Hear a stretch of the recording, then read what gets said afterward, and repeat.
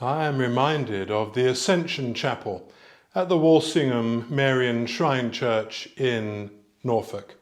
It is off to one side with a little roof or canopy over the altar.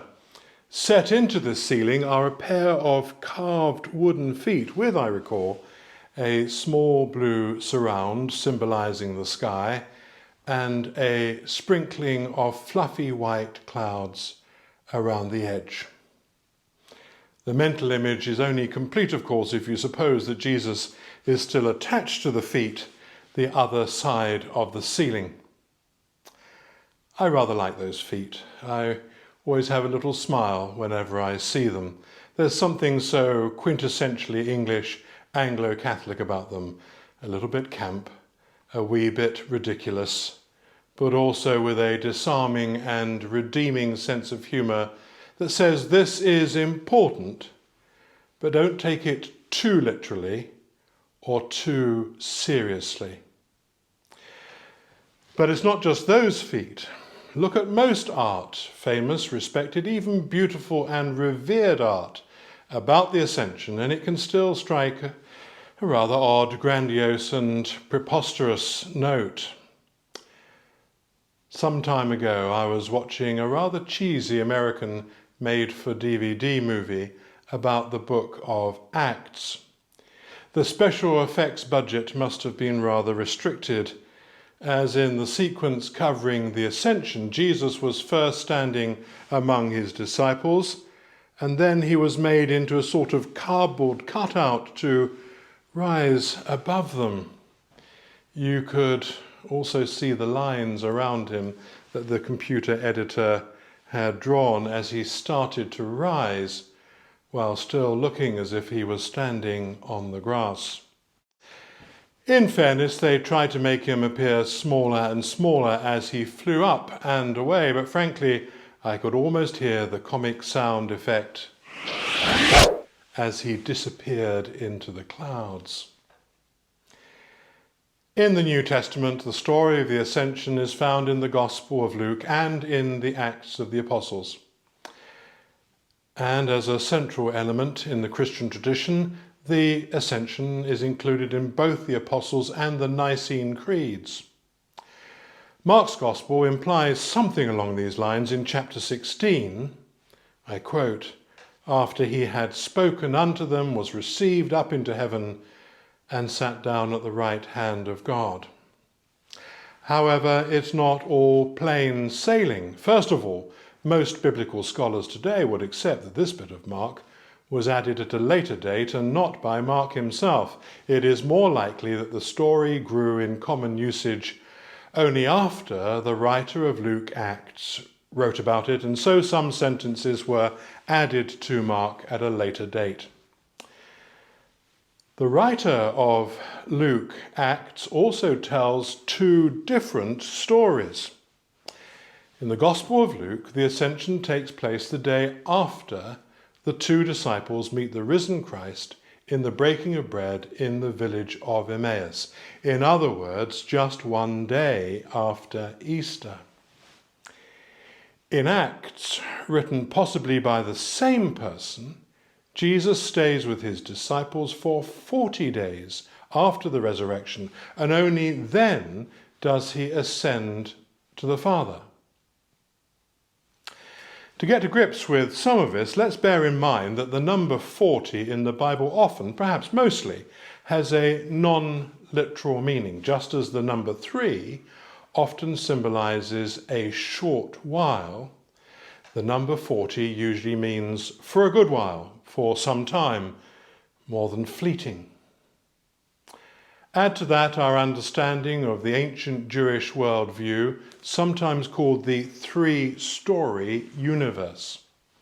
In other words, that the universe has 3 stories or levels. Sheol, a shadowland of the lamenting dead, is down below. Earth is in the middle, and heaven for the righteous is up above. They believed that we are in the middle of a sandwich. quite whether the author of Luke and Acts took this idea of three levels literally, or whether they accepted even at the time that it was a metaphor and spiritual symbol, we cannot know. But we do know what we think. Hell is not down there any more than heaven is up there, although we still use the language as a useful shorthand, and perhaps we always did. In any case, a modern Christian cannot be expected to imagine Jesus rising up into the sky as if in a holy lift or escalator. For example, do any of us really imagine that if we'd had an iPhone handy at the time, we could have videoed the entire episode? Or that an outside observer, a dispassionate outsider, could have witnessed the events of which we speak? Perhaps that is one reason why artistic attempts to depict the Ascension literally are so often unsatisfactory. Instead, we have to engage more thoughtfully with how Scripture speaks to us. Essentially, the New Testament is an unfolding, a developing tradition. The Gospel of Mark, written sometime around the AD 70s, tells us what the people were thinking about Jesus then. By the time that Matthew and Luke were written in the AD 80s, the stories had multiplied and grown, and by AD 90 to 100, when John had written, Jesus had developed into a quite different figure to the one that Mark might have recognized and the original disciples had known. But that doesn't mean that later understandings of Jesus were untrue. For the Gospels speak with at least two voices, that of Jesus, or at least his words reported accurately or otherwise, and also with the voices of the Christian communities as they grew over time and spread out into the Roman Empire away from their original Jewish roots and becoming more Gentile, culturally more Greek and Roman. They speak of people's experience of Jesus, not just at the time of his physical life on earth, not just their memories of him, but also their experiences of him in the here and now, in their present. A living and developing reality that affected and shaped their lives, who they drew into themselves, with whom they felt at least at one, in communion.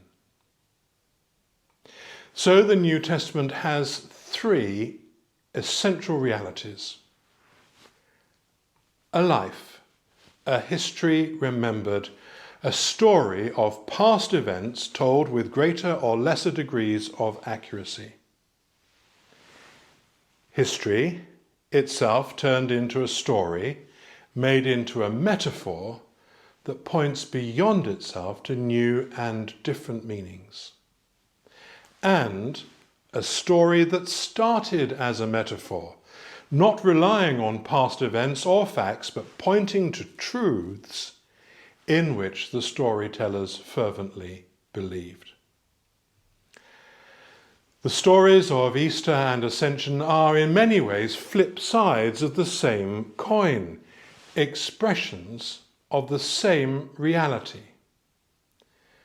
That Jesus lives in them, in you, in me. That he is a living reality over which death has held no sway, no lasting power. That God has vindicated Jesus, essentially that God has said yes to him and no to what crucified him. Note that I say what rather than who. For what God opposed through Jesus was hate and domination and oppression, the abuse of power and the subjugation of the dispossessed and powerless, not any particular group of people.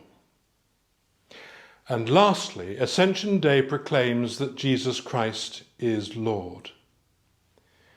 To use the poetic language, that he sits at God's right hand, that he is at one with God, and what God wills for us. But Lord has particular connotations here, far away from the idea of a worldly ruler or despot. Instead, to say that Jesus is Lord meant and means that the selflessness, compassion and self-giving that he demonstrated are the highest we can aspire to, the highest that we value, and that the Herods and Caesars of this world were not, are not, and never will be. It is also to say that he is a living spiritual reality, everywhere present, redeeming and healing.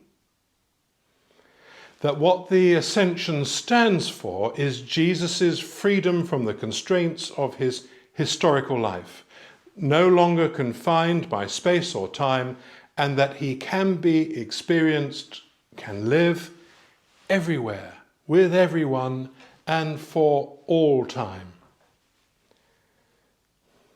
I still like those little feet, but not as a way of holding Jesus down.